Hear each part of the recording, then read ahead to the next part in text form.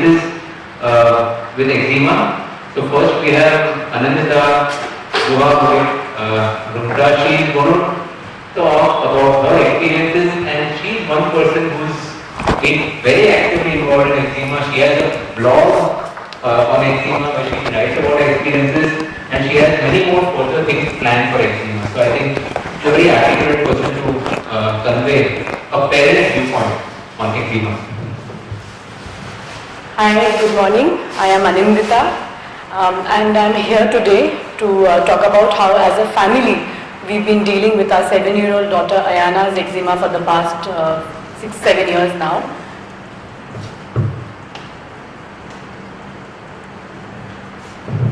Before I begin, I would like to share our experience so far, the journey that we have made so far in the past 5 to 6 years now. Our daughter Ayana was first diagnosed with atopic dermatitis when she was 1 year old, and it was fairly under control for the first 4 to 5 years.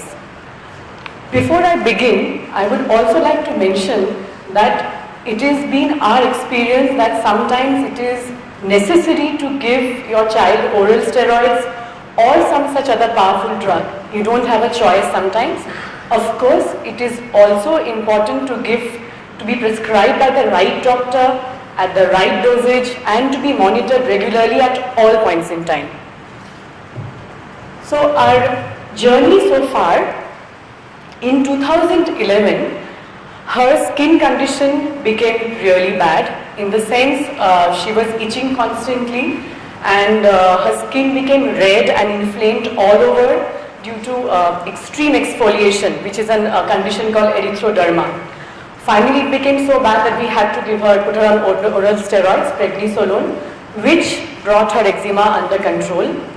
And in 2012, in fact, with Dr. Manisha's help, we started her on narrowband UVB, and also did her some allergy tests in June of 2012, and started her on a gluten-free diet for about 7 to 10 months.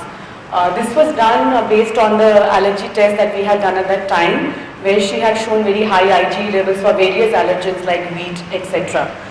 Both of these actually did not prove to be effective for her, and she was started on the immunosuppressive drug cyclosporine for about 6 to 8 months.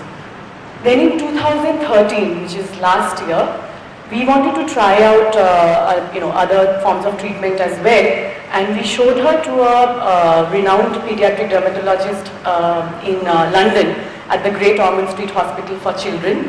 There they use a drug called azathioprine, and it is used regularly to treat patients with severe atopic dermatitis, and they've been using this for a long time. Her azathioprine treatment was started last year, and it was started only after extensive blood tests, because one of the main side effects of azathioprine is bone marrow suppression.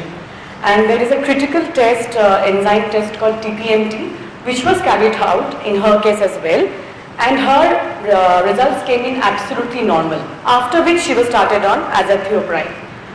But 3 weeks after starting the medication, she was admitted to the ICU in Beach Candy Hospital with severe bone marrow suppression. This was in spite of all the blood tests that we had carried out and all the precautions that had been taken.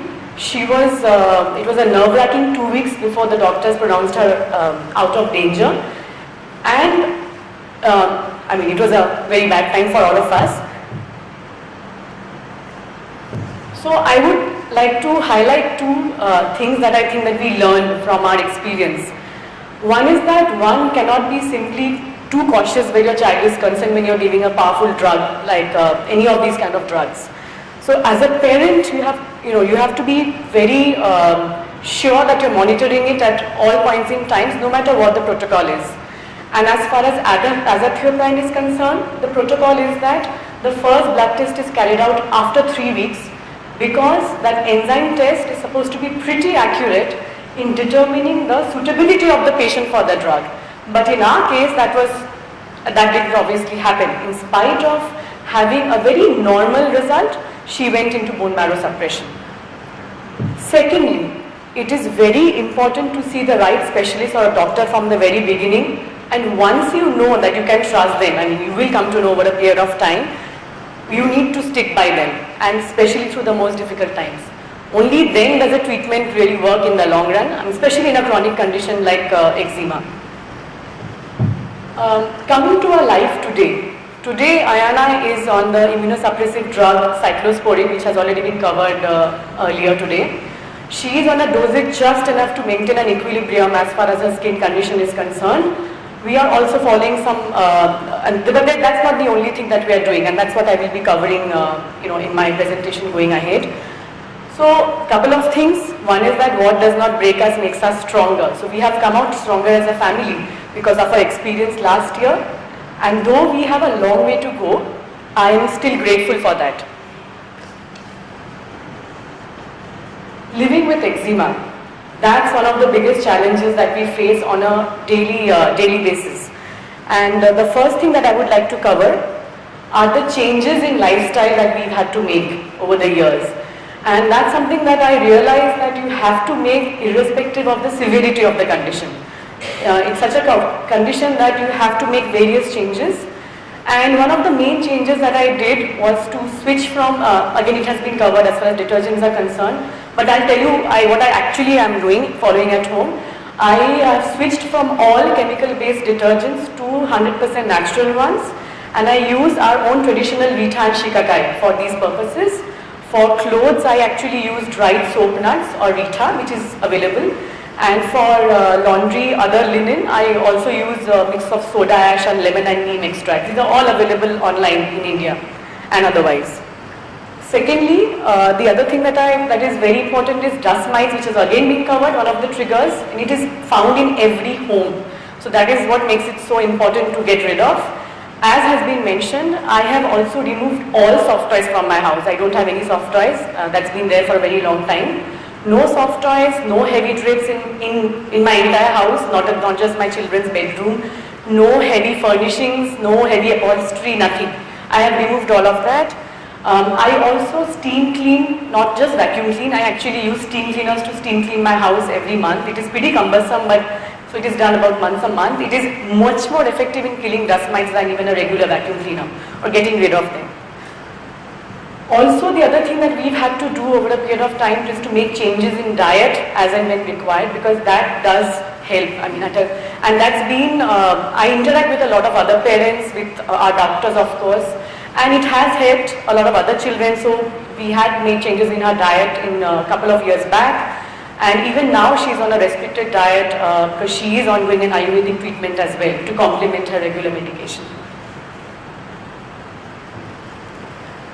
As you would already know, moisturizing plays a very, very critical role in controlling eczema, since medication is never enough to control atopic dermatitis. So currently we are using a brand called Hydromol, cream and ointment as the main moisturizer. In the summer months, of course, we use more of the cream and less of the ointment. Ointment is extremely thick. We have also used other such cream emollients in the past, like Epiderm, Oilaterm, E45. Right now, this is something that suits both our children. I have a son who also has mild eczema. It suits both of them, so I'm currently using Hydromol, which is free of sulfates. That's one of the ingredients I want to not use on my children. We currently use California baby products for bathing purposes. I have used a whole lot of products, and I found that this is extremely gentle on the children's skin and hypoallergenic and completely natural. It is again found in limited number of shops in Bombay, but again online. The other thing that I use a lot is actually coconut oil, and even Parachute brand works very well for my daughter. So in the hot summer months, especially in Bombay, I found that coconut oil actually is a great moisturizer, and it works, and she is very happy using it, very comfortable. It is also a very soothing balm during flare-up. So when there are wounds and all, I have seen coconut oil works much better than any other cream or moisturizer. The last thing that we use, and this is apart from all the other medications like topical corticosteroids and immunomodulators, the other thing that I use at other times is also a product called Pure Potion Skin Salvation Ointment. It is made of hempweed and chickweed extract, again 100% natural. California baby products, Pure Potions, these are developed by mothers whose children had eczema. So they have gone through the entire process. They have themselves formulated these, and it has worked on many children. So I do use this more as a preventive measure in a lot of times on affected areas. It is both restorative and deeply moisturizing. Other non-medical measures which I would like to cover, these are ones that we are doing right now at home, is an Ayurvedic treatment. This actually, I know one of the founders of this IAIM Healthcare Center. This is near Bangalore. I know the founder of this healthcare center, and he has a 35 years. He's not an Ayurvedic doctor, but he has that background. For the last 35 years, he's been working in this field, researching in this field, and he has, with the help of the Tata Group and the government, has helped set up this healthcare center. The standards are pretty high. Otherwise, I've done extensive research on this as well. And we've just started her with the Ayurvedic treatment. I'm hoping it is able to somehow complement her regular treatment, not withdrawing any other treatment that we are doing like cyclosporine, but to maybe complement her regular treatment in the long run. So this is something that we have just started. The other thing that helps my daughter is, as again has been discussed, there's a lot of emotional and psychological impact that eczema has, especially because of the physical manifestation of this chronic condition. It shows on the body that you have eczema, unlike a lot of other diseases. To help her cope with that, I do read a lot of stories, books and movies, and show her movies, talk to her through inspirational stories about other children who have this problem and various other problems. And in fact, one of her favorite stories is a book called Freckle-Faced Strawberry. It's about a little girl who has lots of freckles on her face, and how she gets teased in school and various other places, and how she accepts this problem, how she copes with it, and how she lives with it even as an adult, because it never goes away. In fact, this book is written by a Hollywood actress, Julianne Moore, and it's based on her real life story and how much she has achieved in spite of having this issue. So these kind of stories help my daughter to cope with this. Also, what has helped is I do take her to a child counselor, because sometimes it helps to speak to a third person and not just the mother or the parents, and also who is an expert in talking to children. So that does help to take out some of the stress. The last but not the least, this is something I have just started. I've been reading about this for some time now. This is again to lower the stress levels associated with eczema, not just for her but also for me. So I am using a Buddhist meditation technique which is pretty child friendly. It is called mindfulness-based stress reduction, and I am using this particular book and CD which is very, very extremely child friendly and can be used by anybody, not just for eczema actually. It's called Planting Seeds, Practicing Mindfulness with Children. It's written by a Zen Buddhist monk. So our nighttime routine is to do this meditation practice, which is hardly 10-15 minutes. It's a lovely CD combination with music, poetry, and it tells you what to do, because it's made for children to do along with the parents. It does seem to help her calm down a bit, especially when she's most itchy. So I'm using it quite regularly. I'm encouraging her to play this CD. I've got a CD player for her to play it when she's feeling most itchy. Do some breathing. It actually brings down her, it does help her calm down, and to some extent it helps her with her itching as well. Some of the times it does. So I guess with practice, it might help her cope with her stress better going ahead. And last but not the least, one of the questions that I face as a parent most is when they see my daughter is that is your daughter's skin condition contagious? That's something that I face a lot, and that's what made me realize that there's something that needs to be done, not just for my daughter but also for other children, and of course it will help my daughter and son in their schools, etc. as they go ahead.